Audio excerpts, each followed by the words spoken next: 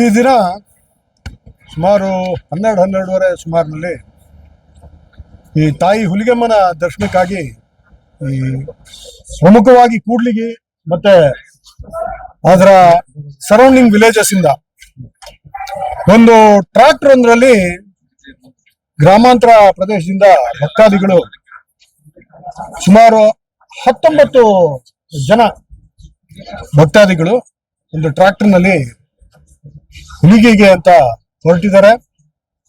ಇವರು ನಮ್ಮ ಹೊಸಪೇಟೆ ಮುನ್ರಾಬಾದ್ ಬಾರ್ಡರ್ ಅಲ್ಲಿ ಬರ್ತಾ ಇರ್ಬೇಕಾದ್ರೆ ಒಂದು ಟ್ಯಾಂಕರ್ ಒಂದು ಹಿಂದಿನಿಂದ ಬಂದು ಬಹಳ ಬಲವಾಗಿ ಗುದ್ದಿದಾನೆ.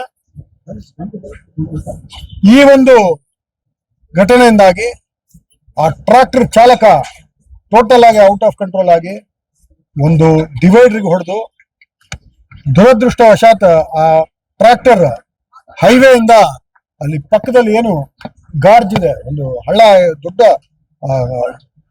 ಒಂದು ಗಾರ್ಜ್ ಇದೆ, ಅದಕ್ಕೆ ಬಿದ್ದು ಈಗ 6 ಜನ ಮೃತ ಹೊಂದಿದ್ದಾರೆ.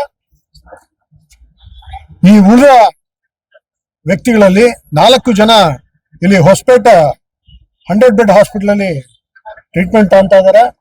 ಇನ್ನು 9 ಜನನ ಹೆಚ್ಚಿನ ಚಿಕಿತ್ಸೆಗೆ ಕೊಪ್ಪಳಗೆ ರೆಫರ್ ಮಾಡಲಾಗಿದೆ.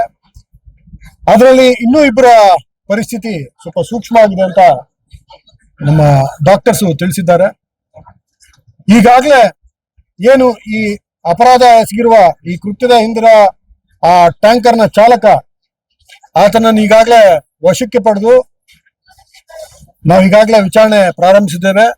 ಘಟನಾ ಸ್ಥಳಕ್ಕೆ ಘಟನೆ ನಡೆದ ಕೂಡಲೇ SP ವಿಜಯನಗರ್ ಮತ್ತೆ SP ಕೊಪ್ಪಳ್ ಇಬ್ರು ಧಾವಿಸಿ ಪೊಲೀಸ್ ಇಲಾಖೆಯಿಂದ ಈಗಾಗಲೇ ಏನೇನು ಕ್ರಮಗಳಾಗಬೇಕಾಯ್ತು ಆಗಿದೆ.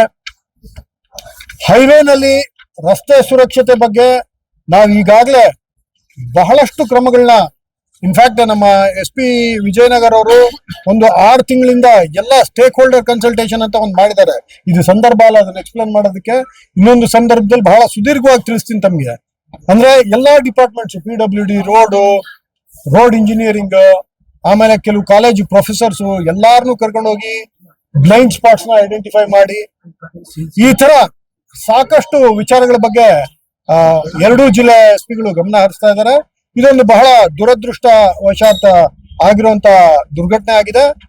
ಸಂಪೂರ್ಣ ತನಿಖೆ ಮಾಡಿ ನಾವು ಸೂಕ್ತವಾದ ಒಂದು ಆರೋಪ ಪಟ್ಟಿನ ನ್ಯಾಯಾಲಯಕ್ಕೆ ಸಲ್ಲಿಸ್ತಾರೆ.